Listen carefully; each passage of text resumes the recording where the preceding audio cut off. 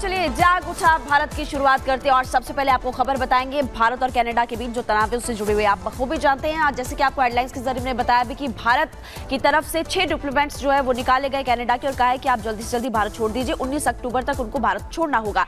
लेकिन दूसरी तरफ अगर बात करें कनाडा की तरफ से ऐसा ही कुछ फैसला किया गया और इसी बढ़ते तनाव के बीच जस्टिन ट्रूडो का बयान भी सामने आया। आपको बता दें हम भारत की सार्वभौमिकता का सम्मान करते हैं, कह रहे हैं उम्मीद करते हैं कि भारत भी हमारा सम्मान करे। और देर रात जस्टिन ट्रूडो ने मीडिया से बात की थी और जांच में भारत से सहयोग नहीं मिला, यह भी कहा। निज्जर की हत्या को लेकर के विवाद काफी ज्यादा बढ़ गया था, आरोप लगाया था भारत पर और इधर भारत की तरफ से भी यही कहा गया था कि जस्टिन ट्रूडो किस तरह से या किस तरह से आरोप लगा रहे हैं वो बिल्कुल गलत है। और अब देखिए इस बढ़ते तनाव को लेकर के जो फैसला किया गया है वो भी आपको बता रहे हैं। उधर दूसरी तरफ इसी बढ़ते तनाव के बाद जस्टिन ट्रूडो का बयान भी सामने आया।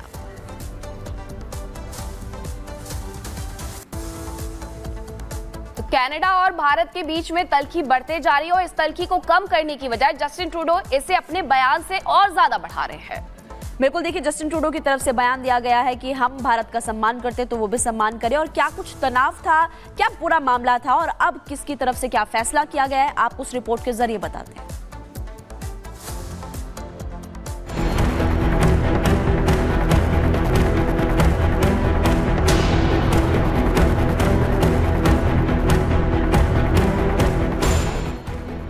कनाडा और भारत के बीच फिर बढ़ी तकरार, कनाडा के झूठ पर भारत का करारा पलटवार। सोमवार को कनाडा पुलिस की एक प्रेस कॉन्फ्रेंस हुई और उस प्रेस कॉन्फ्रेंस में भारत विरोधी जो जहर उगला गया उसने दोनों देशों के रिश्तों में एक बार फिर दूरियां पैदा कर दी हैं।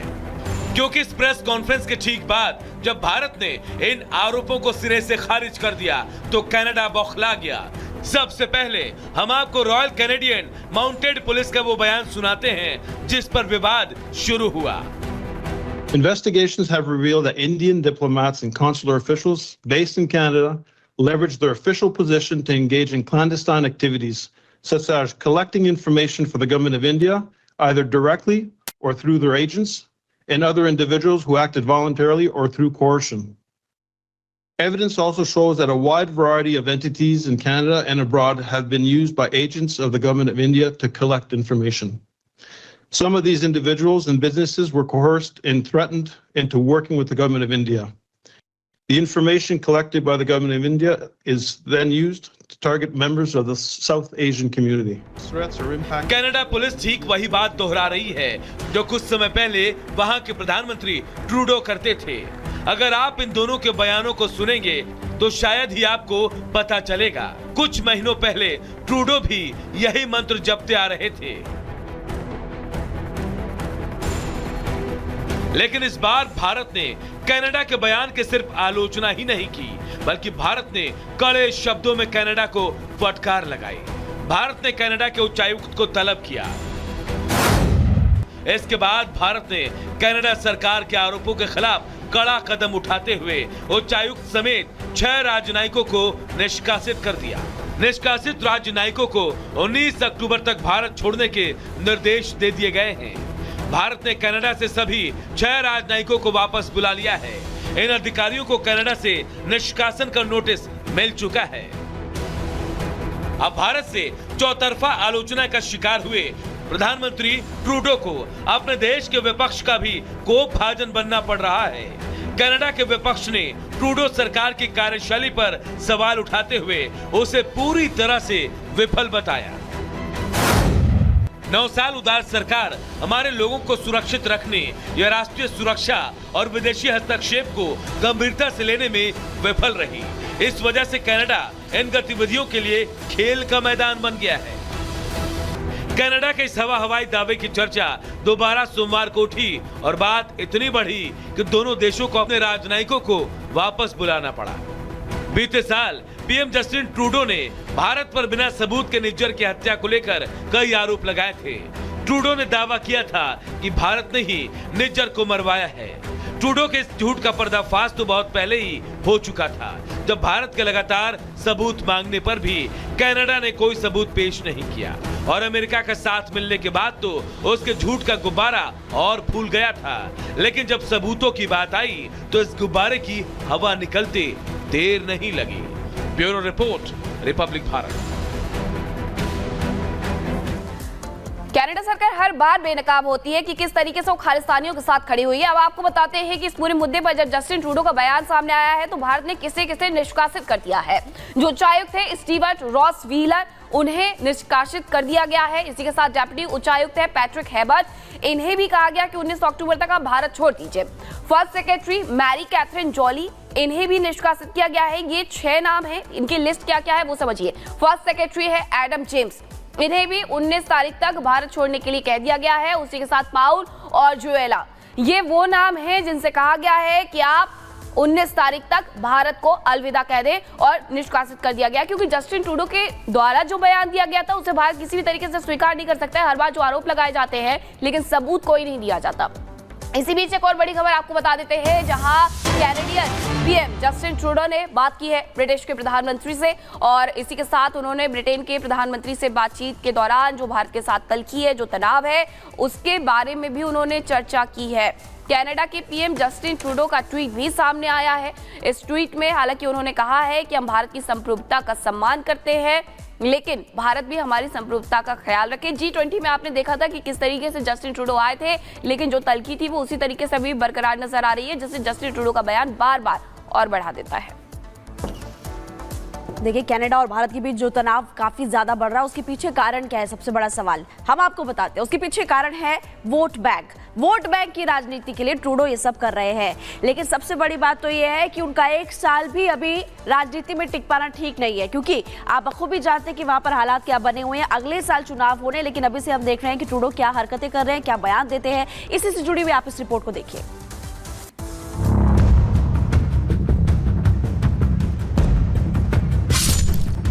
खालिस्तान समर्थकों के हमदर्द ट्रूडो, वोट बैंक के लिए भारत से दुश्मनी,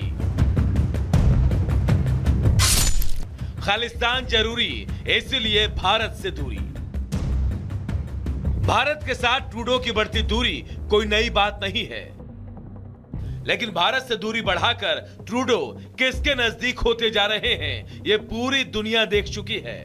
ट्रूडो न सिर्फ खालिस्तानी समर्थकों का साथ दे रहे हैं, बल्कि उनकी आड़ में अपना राजनीतिक बचाव भी कर रहे हैं। भारत विरोधी खालिस्तानी समर्थकों के खात्मे से वो कितने दुखी हैं, ये उनकी स्पेशल पुलिस के बयान से भी पता चलता है। So yes, I mean it is targeting the South Asian community, but what we've seen is there's specific targeting of pro-Khalistan elements in Canada, or members of the pro-Khalistan movement. वैसे भी Trudeau का खालिस्तान समर्थकों के प्रति प्यार कितना गहरा है, इसके सबूत तो पूरी दुनिया को वो खुलेआम दे चुके हैं। कई मौकों पर उन्होंने दिखाया कि वो किसके साथ खड़े हैं। The Khalistani elements are in full attack mode. They're taking this as a total victory, you know, and slamming India. Justin Trudeau के लिए खालिस्तान समर्थकों का साथ इसलिए भी जरूरी है क्योंकि इस बार के चुनाव में उनके विपक्ष का पलड़ा भारी है। बढ़ती महंगाई, अनियंत्रित अप्रवास और घटती नौकरियां, ये वो मुद्दे हैं जो ट्रूडो के लिए इस बार चुनाव में बड़ी मुसीबत पैदा कर सकते हैं। ऐसे में ट्रूडो होने वाले चुनाव से पहले खालिस्तानी मतदाताओं को लुभाना चाहते हैं, और इसके लिए उन्हें भारत का विरोध करना भी मंजूर है। गौर करने वाली बात तो ये भी है कि ट्रूडो की मिलीजुली सरकार है। बड़ा स्ट्रॉन्ग कदम है इंडिया के द्वारा। अपने राजनीतिक नुकसान को बचाने के लिए भी राजनीति करी जा रही है, और राजनीतिक नुकसान ट्रूडो को जो हो रहा है और होने जा रहा है, वो होने जा रहा है कि चाइना ने तुम्हारी इलेक्शन में तुम्हें मदद करी, इनडायरेक्टली चाहे, और तुम्हें बाद में वो पता चला, पर तुमने उसमें कोई कदम नहीं उठाए क्योंकि वो तुम्हारे फेवर में गई। तो ट्रूडो जो कर रहे हैं, राजनीतिक लाभ उठाने के लिए कर रहे हैं। वोट बैंक, भारतीय ओरिजिन के जो हैं खालिस्तानी सपोर्टर्स, उनका वोट लेने के लिए। वोट बैंक के लिए भारत के खिलाफ जाना ट्रूडो के लिए कितनी सफलता लाएगा, ये तो आने वाले चुनाव से ही पता चलेगा। लेकिन बीते 2 चुनाव से ट्रूडो जो प्रदर्शन चुनाव में कर रहे हैं, वो तो इसी तरफ इशारा कर रहा है कि कहीं वो अपनी कुर्सी ना खो दे। शायद यही वजह है कि कुर्सी को बचाने के लिए वो दोस्त को दुश्मन बनाने के लिए भी तैयार हैं। Bureau report, Republic Bharat. और अब बात करेंगे ईरान और इजराइल की। दोनों देशों के बीच में संघर्ष लगातार चल रहा है, लेकिन दूसरी तरफ इजरायली मीडिया ने जो बड़ा दावा किया है उसके बाद कयास लगने शुरू हो गए हैं कि क्या आने वाले वक्त में दोनों देशों के बीच चल रहा यह संघर्ष खत्म हो सकता है। वो इसलिए भी क्योंकि खामेनेई की तरफ से अब ये भांप लिया गया है कि इजराइल से अब पंगा लिया है तो उसको लेकर के अभी ईरान की मुश्किलें बढ़ सकती है। क्या कुछ अपडेट है, आप देखिए इस रिपोर्ट को।